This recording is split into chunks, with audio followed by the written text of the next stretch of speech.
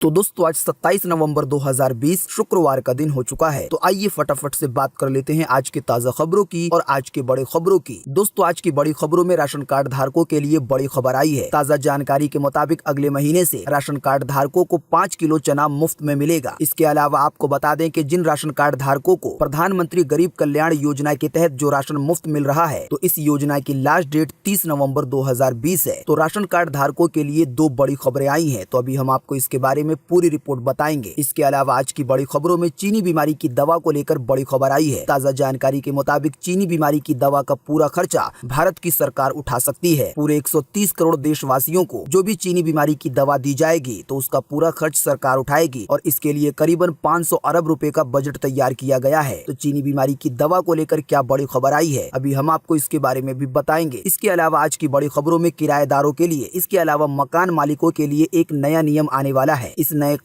नए नियम का नाम होगा आदर्श किराया कानून। तो इस कानून के तहत किराएदारों के लिए और मकान मालिकों के लिए क्या बदलाव होंगे, अभी हम आपको इसके बारे में भी बताएंगे। इसके अलावा आज की बड़ी खबरों में पीएम मोदी की तरफ से एक बड़ी खबर आई है। पीएम मोदी का कहना है कि हमारे देश में एक ऐसा सिस्टम आना चाहिए कि एक ही बार चुनाव हो, यानी कि एक देश एक चुनाव। बीते रोज संविधान दिवस के मौके पर पीएम मोदी ने देश को संबोधित किया है। तो पीएम मोदी को लेकर भी पूरे देश के लिए बड़ी खबरें आई हैं। तो अभी हम आपको इसके बारे में भी बताएंगे। इसके अलावा आज की बड़ी खबरों में आपको बता दें कि भारत के अंदर एक बहुत बड़ा आंदोलन चल रहा है और ये आंदोलन किसानों की तरफ से चलाया जा रहा है। अभी हाल ही में भारत की सरकार ने कुछ ऐसे कानून पास किए थे किसानों को लेकर, जो कि बहुत सारे किसानों को पसंद नहीं आया और इसी की वजह से पंजाब के अंदर 1 महीने से भी ज्यादा वक्त से आंदोलन चल रहा था। लेकिन अब ये आंदोलन राष्ट्रीय स्तर पर होने वाला है। बहुत सारे किसान दिल्ली की तरफ निकल चुके हैं और किसानों को रोकने के लिए हरियाणा की सरकार, दिल्ली की सरकार पूरे तरीके से अपनी ताकत लगा रही है। किसानों को रोकने के लिए आंसू गैस के गोले छोड़े जा रहे हैं, उन पर पानियों की बरसात की जा रही है। इसके अलावा जो आने जाने की सड़क है उसको खोद दिया गया है, कहीं कहीं पर कांटे बिछा दिए गए हैं, तो कहीं कहीं पर बड़े पत्थर रख दिए गए हैं। तो किसानों के आंदोलन को लेकर क्या ताजा अपडेट है, अभी हम आपको इसके बारे में भी पूरी रिपोर्ट बताएंगे। किसानों के आंदोलन के चलते आने वाले दिनों में आम आदमी को भी बहुत ज्यादा दिक्कत हो सकती है। आपको बता दें कि शहर के बहुत सारे रास्ते जाम हो चुके हैं और आने वाले दिनों में ये जाम और ज्यादा बढ़ सकता है। साथ ही में मेट्रो की सेवाएं भी प्रभावित हो चुकी हैं। तो इसकी भी डिटेल अभी हम आपको थोड़ी देर में बताएंगे। साथ ही में आज की बड़ी खबरों में घरेलू गैस सिलेंडर को लेकर बड़ी खबर आई है। इसके अलावा जो सेक्स वर्कर हैं, जो कि अपना जिस्म बेचती हैं, उनके लिए भी बड़ी खबर आई है। साथ ही में भयंकर चक्रवाती तूफान को लेकर भी एक बड़ी खबर आई है। ताजा जानकारी के मुताबिक चक्रवाती तूफान की वजह से 3 लोगों की जान भी जा चुकी है और 1000 से ज्यादा पेड़ उखड़ चुके हैं। तो दोस्तों आज की इस वीडियो में हम आपको इन्हीं सब महत्वपूर्ण खबरों के बारे में बताने वाले हैं। तो इसीलिए वीडियो को थोड़ा सा भी भगाए बिना ध्यान से आखिर तक देखें, ताकि कोई भी जानकारी मिस ना हो। वीडियो में आगे जाने से पहले बस आपसे छोटी सी रिक्वेस्ट है कि आप इस वीडियो को लाइक कर दें और शेयर कर दें, क्योंकि आपका लाइक और शेयर करना ही हमारी मेहनत का फल होता है। तो आइए बिना देर किए चलते हैं सीधे आज की पहली बड़ी खबर की तरफ। और आज की पहली बड़ी खबर में सबसे पहले आपके लिए पेश है चीनी बीमारी का बिल्कुल ताजा अपडेट अपने भारत की तरफ से। जैसा कि आप देख सकते हैं अपनी स्क्रीन पर, ptrnews.com की तरफ से चीनी बीमारी का बिल्कुल ताजा अपडेट आपके सामने है। ताजा मिली जानकारी के मुताबिक एक बार फिर से 42,000 से ज्यादा नए मामले सामने आए हैं चीनी बीमारी के। और इन नए मामलों के आने के बाद अब हमारे भारत में चीनी बीमारी के टोटल मरीजों की संख्या 93,08,751 हो गई है। आपको बता दें कि इन टोटल मरीजों में से अभी तक 1,35,734 लोगों की जान जा चुकी है। बीते रोज भी लगभग 24 घंटे में 400 से ज्यादा लोगों की जान गई है चीनी बीमारी की वजह से। लेकिन अच्छी बात ये रही कि बीते रोज लगभग 24 घंटे में 38,000 से ज्यादा लोग ठीक भी हुए हैं। ठीक होने वाले टोटल लोगों की संख्या 87,16,566 हो गई है। यानी इतने सारे लोग टोटल मरीजों में से ठीक हो चुके हैं। इसके अलावा अब जो लोग बचे हैं, जिन लोगों का अभी भी इलाज चल रहा है, तो उनकी संख्या अब हमारे भारत में 4,54,323 हो गई है। बात करेंगे आज के अगले बड़े खबर की, तो अगले महीने से राशन कार्ड की दुकानों में राशन कार्ड धारकों को मिलेगा 5 किलो चना बिल्कुल मुफ्त। जी हाँ, राशन कार्ड धारकों को 1 दिसंबर से राशन की दुकानों के माध्यम से 5 किलो चना बिल्कुल मुफ्त में दिया जाएगा। ताजा जानकारी के मुताबिक आपको बता दें कि केंद्र सरकार ने कुछ महीने पहले प्रधानमंत्री गरीब कल्याण योजना के दूसरे चरण के तहत जुलाई से नवंबर तक अन्य योजना में राशन कार्ड धारकों को 1 किलो चना देने की घोषणा की थी। तो जुलाई से नवंबर तक पूरे 5 महीने होते हैं, तो पूरे 5 महीने का चना एक साथ दिया जाएगा। यानी कि राशन कार्ड धारकों को 5 किलो चना दिसंबर के महीने में बिल्कुल मुफ्त मिलेगा। साथ ही में आपको बता दें कि चीनी बीमारी की वजह से, लॉकडाउन की वजह से जब लोगों की नौकरी चली गई, बहुत सारे लोगों का काम ठप हो गया, कितने सारे लोगों के पास खाने के लिए राशन भी नहीं था। तो ऐसे वक्त में सरकार एक योजना लाई जिसका नाम था प्रधानमंत्री गरीब कल्याण योजना। इस योजना के तहत सरकार हर महीने कुछ राशन बिल्कुल फ्री में दे रही थी। आपको बता दें इस योजना की लास्ट डेट 30 नवंबर 2020 है। यानी कि 30 नवंबर 2020 के बाद बिल्कुल फ्री में राशन नहीं मिलेगा। पहले जिस तरीके से सस्ते में राशन मिलता था, तो उस तरीके से अब राशन राशन मिलेगा। हालांकि ये बात अलग है कि सरकार अगर इस योजना के डेट को बढ़ा देगी तो फिर फ्री में राशन मिलता रहेगा राशन कार्ड धारकों को। तो राशन कार्ड धारकों के लिए ये दो बड़ी खबर थी। बात करेंगे आज के अगले बड़ी खबर की, तो सरकार उठा सकती है चीनी बीमारी के वैक्सीन यानी कि दवा के टीकाकरण का पूरा खर्च। बजट में इसका ऐलान भी हो सकता है। जी हाँ, देश में चीनी बीमारी के रोजाना के मामले तेजी से बढ़ रहे हैं। अभी हमने आपको चीनी बीमारी का ताजा अपडेट बताया, आप खुद समझ गए होंगे। ऐसे में इस चीनी बीमारी के खात्मे की सबसे बड़ी उम्मीद चीनी बीमारी की वैक्सीन यानी कि दवा को लेकर है। अगर आपको पता नहीं है तो हम आपको बता दें कि दुनिया के कई देशों में चीनी बीमारी की दवा बनाने पर काम चल रहा है और इसके ट्रायल चल रहे हैं। हमारे भारत में भी जल्दी चीनी बीमारी की दवा आने वाली है। जानकारी के मुताबिक केंद्र सरकार ने भी चीनी बीमारी से बचाने के लिए वैक्सीन के टीकाकरण को लेकर रोड मैप बना लिया है। न्यूज एजेंसी राइटर के अनुसार सरकार चीनी बीमारी की दवा का पूरा खर्चा उठाएगी। आने वाले बजट 2021 में इसके रोड मैप का ऐलान भी हो सकता है। ताजा जानकारी में एक अनुमान लगाया गया है कि भारत के प्रत्येक नागरिक को चीनी बीमारी वैक्सीन के डोज देने पर $6 से $7 का खर्च आ सकता है, यानी कि एक व्यक्ति पर 500 से ज्यादा का खर्च आएगा। ऐसे में अगर पूरे 130 करोड़ लोगों को चीनी बीमारी की दवा दी जाएगी तो इसके लिए 500 अरब रुपए तक खर्च हो सकते हैं। बात करेंगे आज के अगले बड़े खबर की, तो सरकार जल्द लाने वाली है किराए पर रहने वालों के लिए नया कानून। मकान मालिकों पर भी पड़ेगा इसका सीधा असर। जी हाँ, अगर आप भी किराए के मकान में रहते हैं या अपने मकान को किराए पे चढ़ाते हैं तो ये खबर आपके लिए बेहद ही महत्वपूर्ण है। दरअसल जानकारी के मुताबिक जल्द ही सरकार किराए पे रहने वालों के लिए और मकान मालिकों के लिए आदर्श किराया कानून नाम से एक नया कानून लाने की तैयारी में है। जानकारी के मुताबिक केंद्र सरकार ने मकान मालिकों और किराएदारों के बीच होने वाले विवादों को समाप्त करने के मकसद से एक ड्राफ्ट तैयार किया है। ताजा जानकारी के मुताबिक ये ड्राफ्ट जल्दी पास हो सकता है और जैसे ही ये ड्राफ्ट पास हो जाएगा तो एक नया कानून आएगा किराएदारों के लिए और मकान मालिकों के लिए, जिसका नाम है आदर्श किराया कानून। इसके बाद मकान मालिक और किराएदार के विवादों को आसानी से सुलझाया जाएगा। यानी कि इस नए कानून के तहत किराएदारों और मकान मालिक के बीच जो भी विवाद होता है, जो भी झगड़ा होता है, तो उसको सुलझाया जाएगा। इस नए कानून के तहत किराएदारों को भी पूरा हक दिया जाएगा और मकान मालिकों को भी पूरा हक दिया जाएगा। तो इस कानून के आने के बाद कोई भी मकान मालिक किराएदारों को परेशान नहीं कर सकेगा और साथ ही में कोई किराएदार मकान मालिक को भी परेशान नहीं कर सकेगा। रिपोर्ट में यही बताया गया है कि इससे दोनों पक्षों का फायदा होगा। ताजा जानकारी के मुताबिक आपको बता दें कि इस कानून का प्रस्ताव काफी पहले आ चुका है और इस पर सुझाव भी मांगे गए थे और सुझाव देने की अंतिम तिथि 31 अक्टूबर थी, जो कि अब निकल चुकी है। अब इस कानून पर राज्य की सरकारों से सुझाव मांगे गए हैं। जैसे ही राज्य की सरकारों की तरफ से सुझाव आएंगे वैसे ही ये एक नया कानून बन जाएगा, यानी कि जल्द ही ये कानून आने वाला है। बात करेंगे आज के अगले बड़े खबर की, तो एक देश एक चुनाव पर बोले पीएम मोदी कि ये विचार विमर्श का मुद्दा नहीं बल्कि जरूरत है। जी हाँ, बीते रोज संविधान दिवस के मौके पर पीएम मोदी ने देश को संबोधित किया। प्रधानमंत्री नरेंद्र मोदी ने बीते गुरुवार को एक राष्ट्र और एक चुनाव को केवल विचार विमर्श का मुद्दा नहीं बल्कि देश की जरूरत बताया है और कहा है कि इस बारे में गंभीरता से सोचा जाना चाहिए। पीएम मोदी ने वीडियो कॉन्फ्रेंसिंग के जरिए बीते रोज देश को संबोधित किया। दोस्तों, आपको बिल्कुल आसान सी भाषा में बताएं तो पीएम मोदी का कहना है कि एक राष्ट्र में एक चुनाव होना चाहिए। यानी कि जिस तरीके से अभी हाल ही में पीएम मोदी ने कुछ नई योजनाओं की शुरुआत की है, कुछ नए कानून लाए हैं, जैसे कि one nation one ration card, और ऐसे ही है वन नेशन यानी कि एक देश एक टैक्स, जो कि जीएसटी के रूप में जाना जाता है। तो इसी तरीके से पीएम मोदी का कहना है कि एक राष्ट्र एक चुनाव आना चाहिए, यानी कि देश में एक ही चुनाव होना चाहिए। पीएम मोदी ने अपने संबोधन के दौरान कहा कि वन नेशन वन इलेक्शन सिर्फ चर्चा का विषय नहीं है बल्कि ये भारत की जरूरत है। हर कुछ महीने में भारत में कहीं न कहीं चुनाव होते रहते हैं और इसकी वजह से जो काम वगैरह है वो भी प्रभावित होता है। तो इसी की वजह से पीएम मोदी का कहना है कि चुनाव केवल एक होना चाहिए। अब शायद इसमें ये बात भी इंक्लूड हो सकती है कि चुनाव केवल एक बार भी होना चाहिए। खैर, आने वाले दिनों में अगर ये नियम आएगा एक राष्ट्र एक चुनाव का तो और ज्यादा बातें सामने आएंगी। तो आने वाले दिनों में एक ऐसा नियम, एक ऐसा कानून आ सकता है कि पूरे भारत देश में केवल एक ही चुनाव हो। पीएम मोदी का कहना है कि ऐसा चुनाव होने के बाद बार बार जो हर जगह पर अलग अलग चुनाव होते रहते हैं और उसकी वजह से बहुत सारे काम प्रभावित होते हैं, तो वो नहीं होगा। पीएम मोदी ने जो बीते रोज भाषण दिया है इसमें पूरे देश के लिए और भी बहुत सारी बातें बताई हैं। तो पीएम मोदी के संबोधन का वीडियो आप कहां पर देख सकते हैं, अभी हम आपको इसके बारे में अधिक जानकारी बताएंगे, तो बने रहिए हमारे साथ। इसके बारे में बताने से पहले आइए जाने आज की और भी महत्वपूर्ण और सरकारी खबरें। बात करेंगे आज के अगले बड़े खबर की, तो किसानों का आंदोलन, दिल्ली करनाल हाईवे पर संघर्ष जारी, सिंघू बॉर्डर पर भी भारी पुलिस बल तैनात। जी हाँ, केंद्र सरकार द्वारा बनाए गए 3 नए किसान कानूनों के खिलाफ पंजाब, हरियाणा, राजस्थान के किसान 26 से 28 नवंबर तक के लिए दिल्ली कूच पर निकले हैं। गुरुवार को इनके दिल्ली प्रवेश को रोकने के लिए दिल्ली हरियाणा सीमा पर पुलिस और सुरक्षा बलों की तैनाती और बैरिकेड लगाए गए और बहुत कड़े इंतजाम किए गए। बीते रोज सुबह पंजाब के किसान पटियाला अंबाला हाईवे पर किए गए बैरिकेड को तोड़ते हुए और वाटर कैनन और आंसू गैस के गोले झेलते हुए आगे बढ़ गए। जब ये किसान हरियाणा के सादोपुर पर पहुंचे तो इन्हें एक बार फिर से वाटर कैनन की बौछारें झेलनी पड़ी। इस वक्त दिल्ली की सभी सीमाओं पर लंबे जाम लगे हुए हैं और दिल्ली में प्रवेश के लिए आम आदमी को भी बहुत ज्यादा जिद्दोजहद करनी पड़ रही है। दूसरी तरफ गुरुग्राम में योगेंद्र यादव ने किसान मोर्चा को दिल्ली कूच के लिए बुलाया था, लेकिन वहां पहुंचे सभी लोगों को हिरासत में ले लिया गया है। हरियाणा में धारा 144 लगा दी गई है। ताज़ा जानकारी के मुताबिक जो वरिष्ठ अधिकारी है वो हालत पर नजर बनाए हुए हैं। ड्रोन के जरिए यानी कि उड़ने वाले कैमरे के जरिए नजर रखी जा रही है। दिल्ली कूच में 1 लाख किसानों के जुटने का दावा किया जा रहा है। किसानों ने चेतावनी दी है कि यदि उन्हें रोका गया तो वो दिल्ली जाने वाले सारे रास्ते जाम कर देंगे। अगर आपको पता नहीं है तो हम आपको बता दें कि अभी कुछ दिन पहले केंद्र सरकार यानी कि मोदी सरकार की तरफ से किसानों के लिए 3 नए कानून बनाए गए हैं, लेकिन बहुत सारे किसानों को ये कानून पसंद नहीं आए और इसी की वजह से ये आंदोलन काफी दिनों से चल रहा है। लेकिन आपको बता दें ये आंदोलन राज्य के अंदर चल रहा था, लेकिन अब इसे एक राष्ट्रीय स्तर पर लाने की कोशिश की जा रही है, क्योंकि किसानों का मानना है कि उनकी बात सुनी नहीं जा रही। किसानों की ये मांग है कि इन तीनों कानून को वापस लिया जाए। किसानों के बहुत सारे संगठनों ने इसी के मद्देनजर इस बात का फैसला लिया कि हम दिल्ली में जाकर आंदोलन करेंगे ताकि सरकार पर ज्यादा दबाव पड़े। लेकिन आपको बता दें जो किसान पंजाब से दिल्ली आने की कोशिश कर रहे थे तो उनको रोकने के पूरे इंतजाम किए गए हरियाणा सरकार की तरफ से। इसके अलावा जो दिल्ली पुलिस है वो भी इसी कोशिश में जुट गई है। किसानों को रोकने के लिए सरकार पूरी कोशिश कर रही है। आपको बता दें कि किसानों को रोकने के लिए वाटर कैनन भी उन पर चलाया गया, यानी कि किसानों पर पानी की बहुत तेज धार मारी गई ताकि वो लोग रुक जाएं। आंसू गैस के गोले छोड़े गए। इसके अलावा किसानों को रोकने के लिए रोड पर, हाईवे पर बड़े बड़े पत्थर रख दिए गए। इसके अलावा कांटे बिछा दिए गए लोहे के, ताकि जो भी किसान गाड़ियों से आ रहे हैं, ट्रैक्टर से आ रहे हैं, ट्रॉली से आ रहे हैं तो वो लोग आगे ना बढ़ पाए। लेकिन किसान बैरिकेड को तोड़ते हुए, आंसू गैस के गोले को झेलते हुए आगे बढ़ रहे हैं। हालांकि आपको बता दें अब कई जगहों पर रोड को सीधे खोद दिया गया है, यानी कि जो हाईवे के रोड होते हैं उसे प्रशासन ने खुदवा दिया है ताकि कोई भी गाड़ी निकल ना पाए। और इसी की वजह से दिल्ली के कई बॉर्डर, इसके अलावा हरियाणा के कई बॉर्डर जाम की वजह से बहुत बुरी तरीके से प्रभावित हो चुके हैं। हालांकि किसानों को रोकने में लाठीचार्ज वगैरह की खबर नहीं आई है। ताजा जानकारी के मुताबिक आपको बता दें कि किसानों का कहना है कि हमें जो भी कुर्बानी देनी पड़ेगी हम देंगे, लेकिन सरकार को इस कानून को वापस लेना ही होगा, तभी किसान मानेंगे। ताजा जानकारी के मुताबिक आपको बता दें कि किसानों ने ये बात पहले ही कह दी है कि अगर किसी भी सरकार की तरफ से उन्हें रोका जाएगा, उन्हें आंदोलन नहीं करने दिया जाएगा, तो वो जहां पर होंगे वहीं पर धरना प्रदर्शन शुरू कर देंगे और वहां पर पूरी तरीके से चक्का जाम कर देंगे। आपको बता दें इसी बीच पंजाब के मुख्यमंत्री कैप्टन अमरिंदर सिंह की तरफ से भी एक बयान आया। उन्होंने कहा कि किसानों को रोकना संविधान में दिए गए अधिकारों का हनन है, यानी कि उनके मुताबिक संविधान में ये नियम है कि अगर कोई प्रदर्शन करना चाहता है, आंदोलन करना चाहता है तो वो कर सकता है। तो इसीलिए पंजाब के मुख्यमंत्री का कहना है कि ये संविधान को तोड़ा जा रहा है। साथ ही में आपको बता दें कि बीते रोज 26/11 था, यानी कि इसी 26/11 को मुंबई के ताज पर आतंकवादियों ने हमला किया था। लेकिन आपको बता दें सुखबीर बादल ने कहा कि आज पंजाब का 26/11 है, यानी कि किसानों के साथ इतना बुरा बर्ताव किया जा रहा है तो ये पंजाब के किसानों का 26/11 है। साथ में ये भी खबरें आई कि प्रशासन उनकी तरह अंग्रेजों के जमाने की तरह व्यवहार कर रहा है। आपको बता दें किसानों के आंदोलन के चलते और ये जो भी पूरा मामला चल रहा है इसकी वजह से डीएमआरसी ने इस बात की सूचना जारी की है कि किसानों के आंदोलन को देखते हुए सुरक्षा की नजर से एनसीआर से दिल्ली आने वाली मेट्रो सेवाएं स्थगित रहेंगी, यानी कि कोई भी व्यक्ति मेट्रो द्वारा एनसीआर से दिल्ली नहीं आ सकता। हाँ, दिल्ली से एनसीआर कोई भी जा सकता है। साथ ही में आपको बता दें कि बहादुरगढ़ से जो दिल्ली आने वाला रास्ता है वो भी बंद हो गया है। पुलिस वालों की तरफ से, सेना की तरफ से किसानों को किस तरीके से रोका जा रहा है इसके एक आध वीडियो भी सामने आए हैं, तो उन वीडियो को आप कहाँ पे देख सकते हैं अभी हम आपको उसके बारे में भी बताएंगे। इसके अलावा आपको किसानों से जुड़ी एक और महत्वपूर्ण बात बता दें, जैसा कि आप देख सकते हैं अपनी स्क्रीन पर अगली खबर में कि लंबे संघर्ष के मूड में है किसान। 6 माह का राशन, दवाएं, टेंट और लंगर का भी है इंतजाम। जी हाँ, जो किसान पंजाब से दिल्ली आ रहे हैं आंदोलन करने के लिए, प्रदर्शन करने के लिए, तो इनके पास बताया जा रहा है कि 6 महीने का राशन है। इसके अलावा जो जरूरत की दवाएं हैं वो भी इनके पास है और टेंट वगैरह का भी इनके पास इंतजाम है। यानी कि अगर इन्हें कहीं पर रोका जाता है तो ऐसा नहीं है कि ये वापस चले जाएंगे, बल्कि ये 6 महीने तक अपना इंतजाम लेकर आए हैं, यहाँ तक कि दवाएं भी लेकर आए हैं। हालांकि ये बात बहुत शर्म करने वाली है कि जिन किसानों के जरिए पूरे देश को अन्न मिलता है तो उन लोगों का ये हाल है। सरकार को इनके बारे में जल्दी कुछ सोचकर इनका निपटारा करना चाहिए ताकि किसान और ज्यादा परेशान ना हो, क्योंकि जब किसान परेशान होता है तो देश के बहुत सारे आम लोग भी परेशान होने लगते हैं। इसके अलावा किसानों से जुड़ी एक और बड़ी खबर है, जैसा कि आप देख सकते हैं कि 720 किसान दिल्ली पुलिस की हिरासत में। हरिनगर स्टेडियम को अस्थायी जेल में कर दिया गया है तब्दील। जी हाँ, दिल्ली पुलिस ने 720 किसानों को हिरासत में लिया है। ये किसान नेता विभिन्न संगठनों के साथ दिल्ली में दाखिल हुए हैं, यानी कि बहुत सारे किसान पीछे तो रैली बनाकर आ रहे हैं, लेकिन जो इनके नेता हैं वो पहले ही दिल्ली पहुंच चुके थे। लेकिन दिल्ली पुलिस ने लगभग 720 किसानों को हिरासत में ले लिया है और एक स्टेडियम है हरिनगर में, तो उसे ही अस्थायी जेल में तब्दील कर दिया गया है। ये जानकारी संयुक्त किसान मोर्चा के राष्ट्रीय प्रवक्ता अभिमन्यु कोहाड़ ने दी है। कोहाड़ ने बताया कि हरियाणा, पंजाब, मध्य प्रदेश, उत्तर प्रदेश, महाराष्ट्र, केरल और तमिलनाडु के 720 किसानों को दिल्ली पुलिस ने हिरासत में ले लिया है। किसानों से जुड़ी एक और महत्वपूर्ण खबर आपकी स्क्रीन पर कि आज 27 नवंबर को यूपी के हाईवे जाम करेगा भारतीय किसान यूनियन। ईस्टर्न पेरिफेरल हाईवे से गुजरने वालों के लिए बढ़ेगी परेशानी। जी हाँ, केंद्र सरकार के नए किसान कानून के विरोध में हम आपको बता चुके हैं कि बहुत तगड़ा आंदोलन चल रहा है। आपको बता दें इसी के बीच भारतीय किसान यूनियन राकेश टिकैत ग्रुप ने यूपी की तरफ से दिल्ली जाने वाले सभी राष्ट्रीय राजमार्गों यानी कि हाईवे को जाम करने का ऐलान कर दिया है और उन्होंने कहा है कि वो किसान के साथ हैं। ये एक और संगठन है या कह लें एक और ग्रुप प्रूफ है। ताजा जानकारी के मुताबिक आज शुक्रवार सुबह 11 बजे से ईस्टर्न पेरिफेरल हाईवे जाम करने के लिए नोएडा के BKU कार्यकर्ताओं ने पूरी प्लानिंग तैयार कर ली है। राकेश टिकैत ने कहा है कि केंद्रीय कृषि कानून के मसले पर वो पंजाब और हरियाणा के किसानों के साथ हैं, तो यूपी की तरफ से दिल्ली आने वाले जो भी हाईवे हैं तो वो भी आज जाम हो सकते हैं और इस तरफ भी आज बहुत कुछ देखने को मिल सकता है। दोस्तों, अगली खबर के बारे में बताने से पहले आपके लिए एक बड़ा सर्वे और एक बड़ा सवाल इसी खबर से जुड़ा हुआ। आप हमें इसी वीडियो के नीचे कमेंट बॉक्स में कमेंट करके बताएं कि हमारे देश के बहुत सारे किसान इतना ज्यादा परेशान हो रहे हैं कि उन्हें अपना घर बार छोड़कर बाहर आना पड़ा है। साथ ही में उन पर वाटर कैनन की बरसात की जा रही है, आंसू गैस के गोले छोड़े जा रहे हैं। तो आप हमें इसी वीडियो के नीचे कमेंट बॉक्स में कमेंट करके बताएं कि किसानों के इन मुद्दों को जल्द से जल्द सुलझाया जाना चाहिए या नहीं सुलझाया जाना चाहिए। जो हमारे देश के किसान इतना ज्यादा परेशान हो रहे हैं, क्या ये सही है? तो आप अपना जवाब फटाफट से इसी वीडियो के नीचे कमेंट बॉक्स में लिखें कि आप इन किसानों के बारे में क्या सोचते हैं, आपकी राय क्या है। हालांकि आपको बता दें कि इसी बीच केंद्र के कृषि मंत्रालय ने ये बात भी कही है कि जो भी किसान भाई हैं तो वो लोग परेशान ना हो, बल्कि बैठ के इस मसले का हल निकाला जाए। बात करेंगे आज के अगले बड़े खबर की, तो महाराष्ट्र सरकार का बड़ा कदम, सेक्स वर्कर को हर माह मिलेगी 5,000 रुपए की आर्थिक मदद। जी हाँ, महाराष्ट्र में सेक्स वर्कर्स को अक्टूबर से दिसंबर तक प्रति माह 5,000 रुपए की वित्तीय सहायता दी जाएगी। जिन सेक्स वर्कर के बच्चे स्कूल जाते हैं उन्हें 2,500 रुपए एक्स्ट्रा दिए जाएंगे। लगभग 31,000 लाभार्थियों की पहचान की गई है। बात करेंगे आज के अगले बड़े खबर की, तो ऑस्ट्रेलिया और इंडिया के बीच आज है वनडे मैच। कब और कहां कैसे देख सकते हैं आप, आइए बताएं इसके बारे में आपको अधिक जानकारी। जी हाँ, सिडनी में आज भारत के 2 माह लंबे ऑस्ट्रेलिया दौरे की शुरुआत हो रही है। चीनी बीमारी के दौर में ये भारत की पहली सीरीज है। पहले 3 मैच वनडे खेले जाएंगे और फिर 3 मैच T20 खेले जाएंगे। इस दौरे का अंत होगा टेस्ट मैच से। डे नाइट के इस मुकाबले में ऑस्ट्रेलिया का पलड़ा भी भारी रहने की उम्मीद है। ताजा जानकारी के मुताबिक आपको बता दें कि भारतीय समय अनुसार मैच सुबह 9:10 पर शुरू होगा। मैच के दौरान आसमान में बादल रह सकते हैं, यानी कि बारिश वगैरह भी हो सकती है। ताजा जानकारी के मुताबिक आपको बता दें कि इस मैच का टेलीकास्ट भारत के राष्ट्रीय प्रसारणकर्ता दूरदर्शन स्पोर्ट्स चैनल पर भी किया जाएगा। इसके अलावा और जो सपोर्ट चैनल है या ऐप वगैरह है, वहाँ पर भी आपको इस मैच की डिटेल मिल जाएगी। तो जो भी क्रिकेट देखने की शौकीन है तो उन लोगों के लिए एक बार फिर से ये नई सीरीज शुरू हो चुकी है। बात करेंगे आज के अगले बड़े खबर की, तो चक्रवाती तूफान से तमिलनाडु में 3 लोगों की गई जान, 1000 से ज्यादा पेड़ उखड़ गए। जी हाँ, चक्रवाती तूफान निवार तमिलनाडु और पुदुचेरी के तटों से गुजरता हुआ आगे निकल चुका है। मौसम विभाग के मुताबिक टकराने के बाद अब चक्रवाती तूफान पहले की तरह खतरनाक नहीं रहा, बल्कि ये कमजोर हो चुका है। लेकिन तेज हवाओं के साथ बारिश अभी भी जारी है। इस तूफान की वजह से पुदुचेरी और तमिलनाडु, कराईकल, नागापट्टनम, देवनमपट्टिनम और चेन्नई में बुधवार से ही बारिश हो रही है। बारिश की वजह से अधिकतर इलाकों में जल भराव हो गया है। 1000 से ज्यादा पेड़ उखड़ चुके हैं चक्रवाती तूफान की वजह से और 3 लोगों की जान जा चुकी है। साथ ही में आपको बता दें कि मौसम विभाग की तरफ से आज 27 नवंबर 2020 का मौसम का पूर्वानुमान जारी किया गया है और बताया गया है कि पूरे भारत में मौसम को लेकर क्या ताजा हाल रहेगा। स्काईमेट वेदर की ये रिपोर्ट है। मौसम विभाग के अनुसार अगले 24 घंटे के दौरान उत्तरी तमिलनाडु में, आंध्र प्रदेश में और रॉयल सीमा में मध्यम से भारी बारिश जारी रहने के आसार हैं, क्योंकि इन जगहों पर पहले से ही बारिश हो रही है। इसके अलावा तमिलनाडु के बाकी हिस्सों में, साथ ही में दक्षिणी आंतरिक कर्नाटका में, दक्षिणी उड़ीसा में हल्की से मध्यम बारिश की गतिविधियां देखने को मिल सकती हैं। तेलंगाना में भी हल्की से मध्यम बारिश संभव है। इसके अलावा गंगी पश्चिम बंगाल में, झारखंड में, छत्तीसगढ़ में, उत्तर प्रदेश में और पंजाब में भी 1-2 स्थानों पर हल्की बारिश हो सकती है। इसके अलावा हिमाचल प्रदेश में और उत्तराखंड के भी कुछ भागों में हल्की से मध्यम बारिश के साथ हिमपात भी होने की संभावना है। बात करेंगे आज के अगले बड़े खबर की, तो दिल्ली सरकार ने हाईकोर्ट से पूछा कि नाइट कर्फ्यू पर क्या विचार है, तो दिल्ली सरकार ने ये दिया है जवाब। जी हाँ, दिल्ली हाईकोर्ट ने बीते रोज राजधानी में चीनी बीमारी के बढ़ते संक्रमण को लेकर सरकार की तैयारियां क्या हैं, इस पर सुनवाई की। इसी के साथ अदालत ने दिल्ली सरकार को अपने स्टेटस रिपोर्ट पर्याप्त मात्रा में जानकारी उपलब्ध न कराने के लिए फटकार भी लगाई। साथ ही में कोर्ट ने दिल्ली सरकार से नाइट कर्फ्यू के बारे में और वीकेंड कर्फ्यू यानी कि शनिवार और रविवार के कर्फ्यू को लेकर पक्ष जाना। इस पर दिल्ली सरकार ने कोर्ट को अवगत कराया है और इस बात की जानकारी दी है कि अभी दिल्ली सरकार किसी भी तरह का कोई कर्फ्यू पर विचार नहीं कर रही है, लेकिन वो आगे चीनी बीमारी की हालात को देखते हुए कोई भी फैसला ले सकती है। यानी कि चीनी बीमारी की हालात बिगड़ेंगे तो कर्फ्यू वगैरह के भी आसार आ सकते हैं। और ये बात सिर्फ दिल्ली की नहीं है। अगर चीनी बीमारी के हालात देश के किसी भी इलाके में बहुत ज्यादा बिगड़ने लगेंगे तो सरकार लोगों के हित के लिए कड़े कदम उठाएगी और इसमें कर्फ्यू वगैरह शामिल हो सकता है। कई जगहों पर हमें इसका नमूना पहले ही देखने को मिल चुका है। बात करेंगे आज के अगले बड़े खबर की, तो बिहार सरकार ने यातायात के लिए जारी किए नए निर्देश। पटना से चलने वाली बसों में बैठेंगे आधे यात्री। जी हाँ, बिहार में बढ़ते चीनी बीमारी के मामले को देखते हुए नीतीश सरकार ने गुरुवार से कुछ पाबंदियां लगा दी हैं। गृह विभाग के अपर मुख्य सचिव अमीर सुबहानी ने बताया है कि केंद्रीय गृह मंत्रालय की ओर से चीनी बीमारी को लेकर 3 दिसंबर तक जारी गाइडलाइन के मुताबिक पटना से चलने वाली सभी बसों में अब यात्रियों की संख्या सीटों की निर्धारित संख्या की आधी होगी। यानी कि किसी सीट में अगर 100 सीटें हैं तो उसमें केवल 50 लोग ही बैठेंगे। फिलहाल ये नियम 3 दिसंबर 2020 तक ही जारी रहेगा। इसके बाद कुछ और नया फैसला आ सकता है या यही नियम आगे बढ़ सकता है। जानकारी के मुताबिक बिहार के 6 जिलों में, पटना में, बेगूसराय में, जमुई में, वैशाली में, पश्चिमी चंपारण में और सारण में पिछले 1 सप्ताह में चीनी बीमारी के केस में बढ़ोतरी हुई है। ऐसे में राजधानी पटना में आने वाले या पटना से किसी अन्य राज्य या जिले में जाने वाले सार्वजनिक यातायात के साधनों में मसलन बसों में सीटों की संख्या से केवल 50% ही यात्री बैठ सकते हैं। यानी जो लोग अगर पटना से यात्रा करेंगे और उन्हें राज्य के बाहर यानी कि बिहार से बाहर जाना होगा, तब भी उस बस में 50% ही यात्री बैठ सकते हैं। इसके अलावा सरकार की तरफ से एक और नया ऐलान किया गया है चीनी बीमारी को देखते हुए कि अब शादी में केवल 100 लोग शामिल हो सकते हैं और इन 100 लोगों में वेटर और स्टाफ वगैरह भी शामिल है। यानी कि वेटर को स्टाफ वगैरह को मिलाकर 100 लोगों से ज्यादा नहीं होने चाहिए। इसके अलावा श्राद्ध वगैरह में 25 लोग ही शामिल हो सकते हैं। बात करेंगे आज के अगले बड़े खबर की, तो अंतर्राष्ट्रीय उड़ानों पर 31 दिसंबर तक जारी रहेगी पाबंदी। जी हाँ, देश में चीनी बीमारी महामारी का संक्रमण लगातार बढ़ रहा है। चीनी बीमारी के बढ़ते मामलों को देखते हुए सरकार ने अंतर्राष्ट्रीय उड़ानों को यानी कि जो विमान देश से बाहर जाते हैं उन पर अभी भी रोक लगाने का फैसला जारी रखा है। आपको बता दें कई महीनों से ऐसा ही हाल है और फिर से एक बार सरकार ने इस बात का ऐलान किया है कि ये प्रतिबंध 31 दिसंबर 2020 तक जारी रहेगा। यानी कि हमारे भारत देश से कोई भी विमान दूसरे देश में नहीं जाएगा और दूसरे देश से हमारे देश में कोई भी विमान नहीं आएगा। लेकिन कुछ स्पेशल कंडीशन में इसके अलावा वंदे भारत मिशन के तहत एक दूसरे देश में विमान आ जा सकते हैं। बात करेंगे आज के अगले बड़े खबर की, तो शादी समारोह के लिए पुलिस या प्रशासन से अनुमति लेने की जरूरत नहीं। यूपी के लोगों के लिए आया मुख्यमंत्री योगी का बयान। जी हाँ, शादी या समारोह का आयोजन करने के लिए पुलिस की अनुमति लेना अब जरूरी नहीं होगा। अभी हाल ही में यूपी की सरकार ने चीनी बीमारी के मद्देनजर कुछ प्रतिबंध लगाए थे और शादी में जो लोग शामिल होते हैं उसमें भी कटौती की थी। इसी बीच इस बात की खबर आई कि पुलिस वालों की तरफ से कई जिलों में शादी के आयोजन करने की परमिशन देने के लिए 2000 रुपए से लेकर 10,000 रुपए लिए जा रहे हैं। इसी को देखते हुए अब यूपी की सरकार ने यानी कि मुख्यमंत्री योगी आदित्यनाथ ने इस बात का ऐलान किया है कि अगर किसी को शादी का आयोजन करना है तो उसे थाने या पुलिस वालों से अनुमति लेने की कोई जरूरत नहीं है। वो बिना अनुमति के शादी वगैरह का आयोजन कर सकता है। बस इस बात का ध्यान रखना होगा कि शादी में 100 लोगों से ज्यादा मेहमान ना हो। ये जो 100 लोगों की सीमा बताई गई है तो ये मैरिज हॉल के लिए बताई गई है, लेकिन कहीं खुले लॉन में कोई शादी होती है तो वहाँ पर 40% लोग आ सकते हैं। यानी कि अगर उस लॉन की क्षमता 1000 लोगों की है तो वहाँ पर 400 लोग आ सकते हैं। यूपी सरकार ने यह भी कहा है कि अगर किसी पुलिस प्रशासन की तरफ से इस तरह की खबरें आती हैं कि वो लोग पैसे की वसूली कर रहे हैं तो उनके खिलाफ कड़ी कार्रवाई की जाएगी। बात करेंगे आज के अगले बड़े खबर की, तो चंडीगढ़ प्रशासन ने मास्क न पहनने पर जुर्माना किया 2 गुना। अब चंडीगढ़ में भी लगेगा 500 की बजाय 1000 रुपए का जुर्माना मास्क न पहनने पर। बात करेंगे आज के अगले बड़े खबर की, तो यहाँ गैस सिलेंडर बुक करने पर मिल रहा है कैशबैक। सिर्फ कुछ दिनों के लिए है ऑफर उपलब्ध। जी हाँ, गैस सिलेंडर लगभग अब हर घर की जरूरत है, लेकिन अभी हम आपको जो गैस सिलेंडर से जुड़ी जानकारी बताने जा रहे हैं इसके जरिए आप गैस सिलेंडर पर 50 रुपए की बचत कर सकते हैं। ताज़ा जानकारी के मुताबिक अगर आप Amazon पे के जरिए अपना गैस सिलेंडर बुक करते हैं, चाहे आपका कोई सा भी गैस सिलेंडर हो, इंडियन का हो, HP का हो या भारत का हो, तो आपको 50 रुपए का कैशबैक मिलेगा। यानी कि आपको आपका गैस सिलेंडर 50 रुपए सस्ता पड़ेगा। अधिक जानकारी के लिए आप Amazon पे ऐप में जा सकते हैं। बात करेंगे आज के अगले बड़े खबर की, तो बीते रोज एक बार फिर बढ़ गए पेट्रोल डीजल के दाम। आइए बताएं ताज़ा भाव। जी हाँ, बीते रोज एक बार फिर से पेट्रोल के दाम में लगभग 11 पैसे की बढ़ोतरी की गई। इस बढ़ोतरी के बाद अभी राजधानी दिल्ली में 1 लीटर पेट्रोल की कीमत 81 रुपए 70 पैसे है। वहीं अगर बात करेंगे डीजल की, तो डीजल के दामों में लगभग 22 पैसे की बढ़ोतरी हुई है। इस बढ़ोतरी के बाद अभी 1 लीटर डीजल की कीमत 71 रुपए 62 पैसे है। बात करेंगे आज के अगले बड़े खबर की, तो कैनरा बैंक में निकली है बड़ी संख्या में वैकेंसी। योग्यता पूरा करने वाले कर सकते हैं आवेदन। जी हाँ, बहुत सारे लोगों की ये ख्वाहिश होती है कि उनकी नौकरी बैंक में लग जाए। तो आपको बता दें कि कैनरा बैंक की तरफ से कई पदों पर भर्तियां निकाली गई हैं। जो भी लोग इस भर्तियों की योग्यता को पूरा करते हैं तो वो लोग इसमें आवेदन कर सकते हैं। हम आपको इसी वीडियो के नीचे डिस्क्रिप्शन में एक लिंक देंगे जिस पर आप क्लिक करके इस वैकेंसी के बारे में अधिक जानकारी प्राप्त कर पाएंगे। आप जान पाएंगे कि कैसे अप्लाई करना है, कहां से अप्लाई करना है, कौन लोग अप्लाई कर सकते हैं। ये टोटल जानकारी आप लिंक द्वारा जान पाएंगे। दोस्तों, इसके अलावा हम आपको इसी वीडियो के नीचे डिस्क्रिप्शन में एक और लिंक देंगे जिस पर आप क्लिक करके पीएम मोदी का जो नया भाषण आया है, जो नया संबोधन आया है, आप उस वीडियो को देख पाएंगे। इसके अलावा आपको लिंक द्वारा एक और चीज देखने को मिल जाएगी कि जो किसान आंदोलन कर रहे हैं, दिल्ली आने की कोशिश कर रहे हैं, तो उन्हें प्रशासन किस तरीके से रोक रहा है और किसान क्या कर रहे हैं। बात करेंगे आज के अगले बड़े खबर की, तो पंजाब में 10वीं और 12वीं बोर्ड परीक्षा का शेड्यूल आया सामने। रजिस्ट्रेशन डिटेल भी हुई है जारी। जी हाँ, पंजाब स्कूल एजुकेशन बोर्ड यानी कि PSEB ने 2021 में होने वाली कक्षा 10वीं और 12वीं की बोर्ड परीक्षा की डिटेल जारी कर दी है। पंजाब बोर्ड ये परीक्षा मार्च 2021 में लेगा। इसके लिए रजिस्ट्रेशन का शेड्यूल और तरीका जारी कर दिया गया है। ताज़ा जानकारी के मुताबिक पंजाब बोर्ड में रजिस्ट्रेशन की प्रक्रिया 1 दिसंबर 2020 से शुरू हो जाएगी। इसके अलावा बिना लेट फीस के आप 10 दिसंबर 2020 तक इसमें रजिस्ट्रेशन करवा सकते हैं। बाकी लेट फीस के साथ आप 29 जनवरी से लेकर 8 फरवरी 2021 तक आवेदन कर सकते हैं। अधिक जानकारी आपको पंजाब बोर्ड की वेबसाइट पर मिल जाएगी। बात करेंगे आज के अगले बड़े खबर की, तो ट्विटर की टक्कर में आया देशी प्लेटफॉर्म ट्विटर। पीएम मोदी का अकाउंट हुआ वेरीफाई। जी हाँ, चाइनीज ऐप पर बैन के बाद मेड इन इंडिया ऐप और अन्य सोशल प्लेटफॉर्म को लेकर भी अब मांग हो रही है। टिकटॉक की टक्कर में चिंगारी जैसे कई ऐप लॉन्च हुए हैं। वहीं अब माइक्रो ब्लॉगिंग साइट ट्विटर की टक्कर में ट्विटर लॉन्च हो गया है, जिसे स्वदेशी कहा जा रहा है। ट्विटर पर प्रधानमंत्री मोदी के अकाउंट का भी स्क्रीनशॉट तेजी से वायरल हो रहा है। वायरल हो रहे स्क्रीनशॉट में पीएम मोदी के अकाउंट को ट्विटर की तरफ ब्लू बैगेज के साथ वेरीफाइड दिखाया जा रहा है। हालांकि इस बात की जानकारी नहीं है कि ये अकाउंट पीएम मोदी की टीम की तरफ से खुद बनाया गया है या ये किसी की शरारत है या ये जिसका ऐप है ये उसकी शरारत है। हालांकि आप ट्विटर ऐप को प्ले स्टोर से जाकर डाउनलोड कर सकते हैं और इनकी वेबसाइट भी है twitter.in। आपको बता दें कि इस ऐप को स्वदेशी यानी कि हमारे देश का बताया जा रहा है। आने वाले दिनों में इसकी अधिक जानकारी सामने आ सकती है। तो दोस्तों आज 27 नवंबर 2020 की यही ताजा खबरें थी और महत्वपूर्ण खबरें थी। उम्मीद करते हैं इससे आपको काफी कुछ जानकारी मिली होगी। हम बस इसके बदले में आपसे इतना ही चाहते हैं कि आप इस वीडियो को लाइक कर दें और शेयर कर दें, क्योंकि आपका लाइक और शेयर करना ही हमारी मेहनत का फल होता है। वीडियो देखने के लिए आपका बहुत बहुत धन्यवाद। Thanks for watching.